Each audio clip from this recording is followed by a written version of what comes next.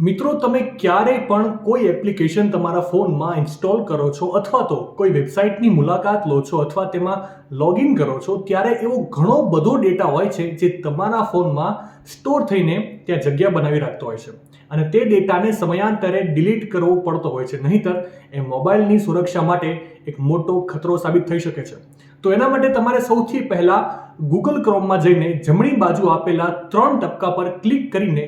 નીચે સેટિંગના ઓપ્શન પર ક્લિક કરવાનું છે અને ત્યારબાદ નવા પેજમાં નીચે સાઇટ સેટિંગના ઓપ્શન પર તમારે ક્લિક કરવાનું છે. અહીંયા ક્લિક કર્યા બાદ તમારે નીચે સ્ક્રોલ કરીને ડેટા સ્ટોર્ડ લખેલા ઓપ્શન પર ક્લિક કરવાનું છે. ત્યાં ક્લિક કરશો એટલે તમારી સામે થર્ડ પાર્ટી એપ્લિકેશન કે પછી વેબસાઇટના કારણે જમા થયેલો ડેટા એક સાથે દેખાઈ જશે, જેને તમે ત્યાં ડિલીટના ઓપ્શનની મદદથી એક ક્લિકમાં દૂર કરી શકો છો. માહિતી સારી લાગી હોય તો રીલને વધારે શેર કરજો અને આવી જ અવનવી માહિતી માટે સંદેશ ડિજિટલ સાથે જોડાયેલા રહેજો.